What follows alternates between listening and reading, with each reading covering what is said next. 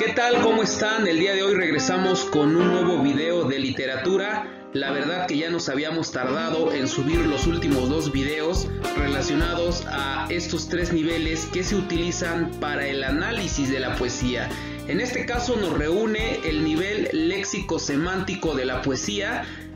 Aquí vamos a exponer dos videos. El primero de ellos referente a los tropos o metasememas, que son figuras retóricas que aplican en este nivel, y en el segundo las figuras del pensamiento, conocidos también desde su tecnicismo como metalogismos. Es muy importante que pongamos atención porque ambos temas son muy interesantes, pero en esta ocasión y en este video solamente hablaremos de los tropos o metasememas. Solamente para recordar, el nivel léxico-semántico estudia las desviaciones del lenguaje producidas por su empleo connotativo. Se les conoce como figuras retóricas. Vamos a iniciar. Pues aquí están los tropos o metasememas que vamos a estudiar el día de hoy: comparación o símil, metáfora, sinécdoque, metonimia, prosopopeya o personificación. Video 1 de 2 del nivel léxico-semántico. Siempre debemos de partir definiendo en este caso qué es un tropo o qué es un metasemema. La definición nos dice lo siguiente: tropo significa en griego cambio, vuelta o giro, y se llama así a la mutación o transformación que ha padecido el significado primero o literal de un vocablo o de una frase para adquirir otro distinto, que guarda relación de semejanza o analogía con el primero. De entrada tenemos que estar al pendiente de estos tres conceptos. Nos dice que un tropo o un metasemema dan un giro, dan una vuelta, dan un cambio, en este caso al significado de la palabra. Vamos a ver de qué se trata. Pues para introducir aquí tenemos tres frases, tres expresiones cotidianas, ¿no?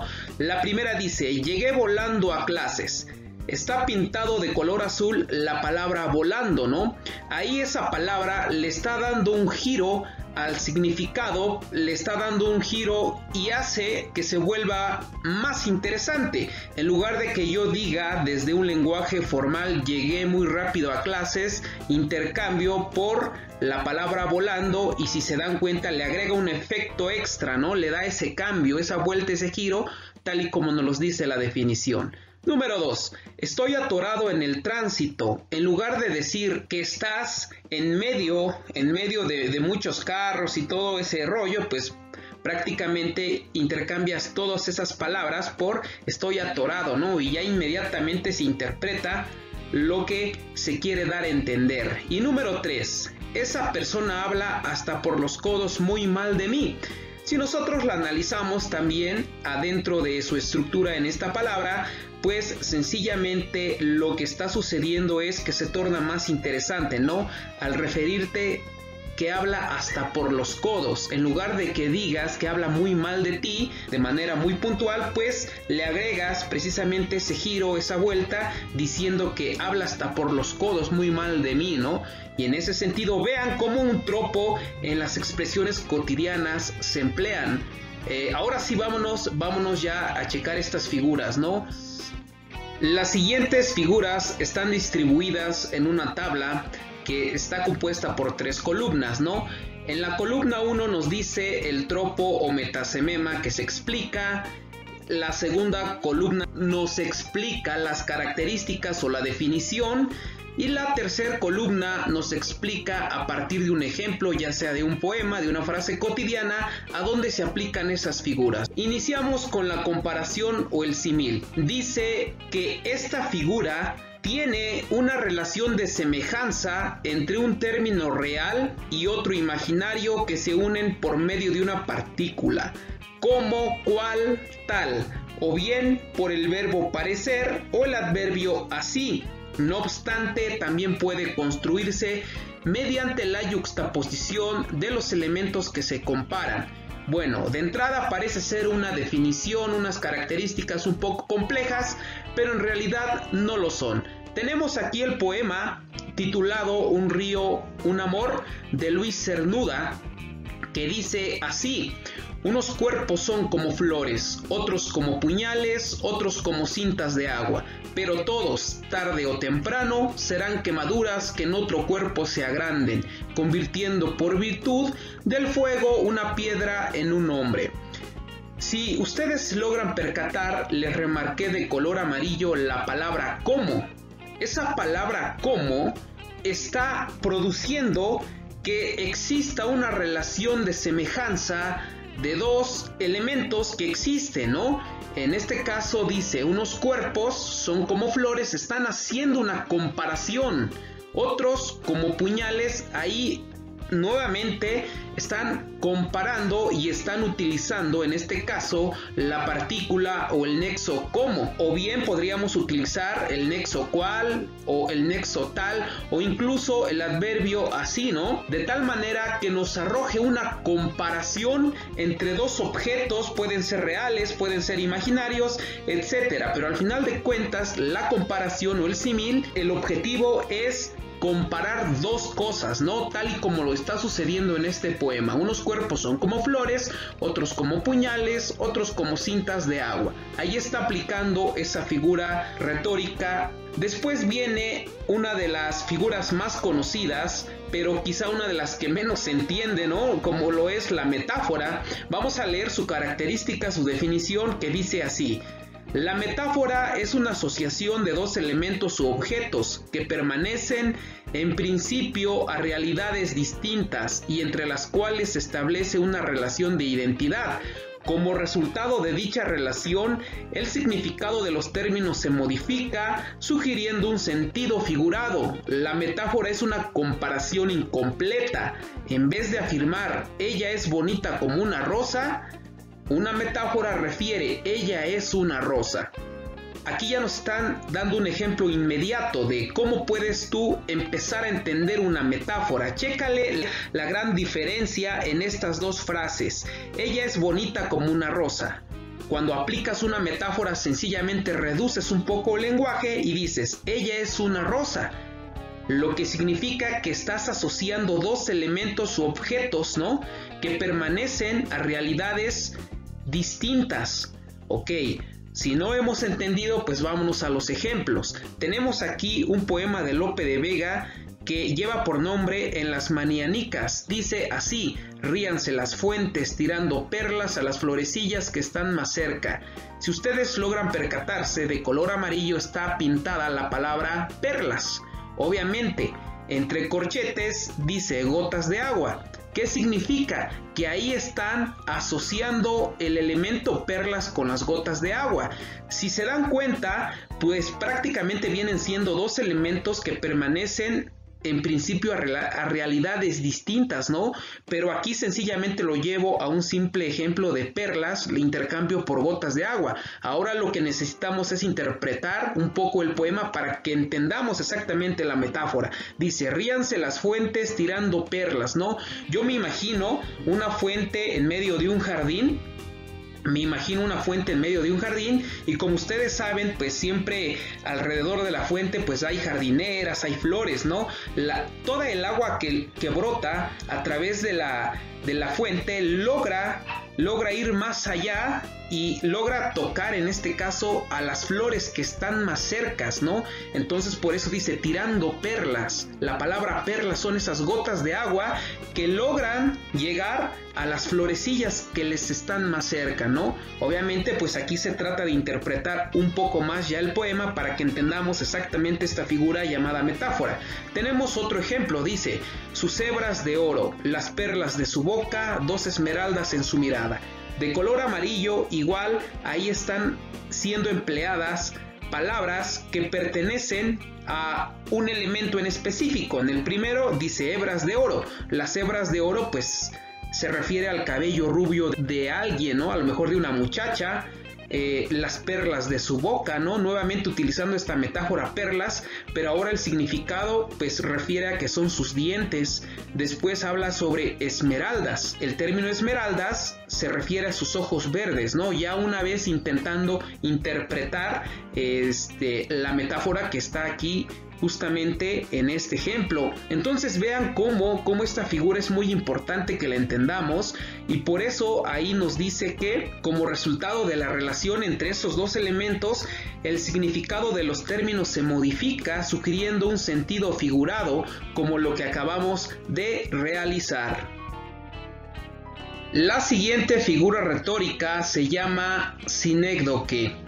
La sinécdoque nos dice mención de una parte de un objeto para significar el todo o el todo por la parte. En otras palabras, se expresa una idea con el nombre de otra que coexista con la primera, aunque hay varias categorías de esta figura retórica, cuando por la parte se alude al todo y cuando por el todo se refiere a una parte. Quizá un poco complicada de interpretar esta definición o característica, pero se ejemplifica perfectamente aquí en el caso 1 y en el caso 2. Vamos a ver de qué se trata. Caso 1.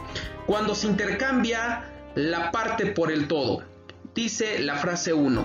El heredero al trono. De color amarillo está pintada la palabra trono y entre corchetes está la palabra reino. En lugar de que yo diga el heredero al reino, estoy intercambiando el reino, que viene siendo el todo, y coloco la parte, en este caso la palabra trono, y solamente menciono el heredero al trono. Frase número 2. Te escribiré unas letras. También está sucediendo lo mismo. En lugar de colocar la palabra carta, que viene siendo el todo, coloco solamente la parte, en este caso las letras, y estoy haciendo ese intercambio del que me habla en mi definición. En el caso 2 es lo contrario, dice se intercambia el todo por la parte. Ok, dice la frase 1, la ciudad, y entre corchetes está la palabra sus habitantes. Se amotinó, la ciudad se amotinó. Si te das cuenta, pues aquí estoy utilizando el todo, que en este caso viene siendo el elemento ciudad. La ciudad se amotinó. En lugar de decir los habitantes se amotinaron, pues estoy intercambiando precisamente esa parte por un todo, que en este caso viene siendo la palabra ciudad. Después en la frase número 2 está sucediendo lo mismo. Dice, todo el mundo dice lo mismo. En lugar de que yo diga toda la gente dice lo mismo, en este caso estoy utilizando la palabra mundo como un todo para omitir, y en este caso no decir mucha gente, que viene siendo la parte, no es lo contrario. Entonces vean cómo la sinécdoque hace estos intercambios de la parte por el todo y del todo por la parte. Después viene otra figura que se llama metonimia. La metonimia dice designación de un elemento con el nombre de otro tomando por efecto la causa o viceversa, creando una relación entre las cosas o las personas. Hay varios tipos, al igual que en la sinécdoque, pero solo representamos dos: referirse al autor por sus obras y a un objeto por el lugar de donde procede. Es un poco similar a la sinécdoque, pero en este caso aplica de diversa forma, ¿no? El caso 1 nos dice se menciona el autor por sus obras. Por ejemplo, en el Museo del Prado hay varios Rubens. Obviamente ahí el término que está siendo intercambiado es varios Rubens. Cuando tú estás interpretando que en el Museo del Prado hay varios Rubens, inmediatamente debes de interpretar que en ese museo hay varios cuadros del pintor Rubens. Y si te das cuenta, estás colocando el nombre del autor para no mencionar obras en específico, sino simplemente de manera general dices hay varios Rubens. Posteriormente en la frase 2 dice así, leer a Cervantes. Igual, cuando tú dices leer a Cervantes, ya te estás refiriendo a alguna obra de Cervantes. En este caso, pues para que no digas todas las obras de este importante escritor, simplemente leer a Cervantes y ya generalizas relacionado a las obras que escribió el autor. En el caso 2 dice, el objeto por el lugar. Se intercambia un objeto por el lugar. Vamos a ver cómo funciona. Juró lealtad a la bandera. Inmediatamente, si te das cuenta, el objeto viene siendo bandera, la palabra bandera. Cuando dices juró lealtad a la bandera, inmediatamente tu interpretación debe de llevarte de que juró lealtad al país. Obviamente una bandera, como ustedes deben de saber, pues representa a un país, ¿no? Puede ser México, Estados Unidos, etcétera, pero al final de cuentas estamos realizando esa metonimia, estamos intercambiando, estamos colocando el objeto por el lugar. En este caso puede ser un país expresado en esta frase. Para terminar estos tropos o metasememas, tenemos la que se llama prosopopeya o personificación. Vamos a leer de qué se trata. Dice: atribución de cualidades o acciones a seres inanimados o abstractos, haciéndolos parecer humanizados o con raciocinio. Vaya definición, quizá un poco complicada, pero creo que no es así. Frase número 1. La noche llama. Si te das cuenta, en esa frase lo que está sucediendo es que tal parece que la noche tiene vida propia, tal parece que la noche te está llamando, ¿no? Entonces, si te das cuenta, le estás atribuyendo cualidades a seres que no tienen vida o que son abstractos, pero que sencillamente parecen recobrar vida, parecen ser humanizados, ¿no? La noche llama, como si la noche te estuviese llamando a ti. Frase número 2. El viento rugía sin descanso de día y de noche. Nuevamente ahí el elemento principal es el viento, ¿no? Como si el viento cobrara vida y en su momento pues ruge, ¿no? Así como que ¡pum! Y cuando tú escuchas la frase, pues sencillamente interpretas eso, ¿no? Que parece ser que el viento tiene vida. Número 3. La mañana bostezó y se calzó las chinelas azules, como si la mañana tuviese vida y la misma mañana estuviese bostezando, ¿no? Ya cuando haces la interpretación de esta pequeña frase, pues te das cuenta a dónde aplica esa prosopopeya y del porqué de su definición. Porque parece ser que los elementos abstractos, por ejemplo el elemento mañana, parece tener vida. Y bueno, esto sería todo. Gracias por su atención. No se les olvide ver el siguiente video respecto al nivel léxico semántico de la poesía. Saludos y comenten.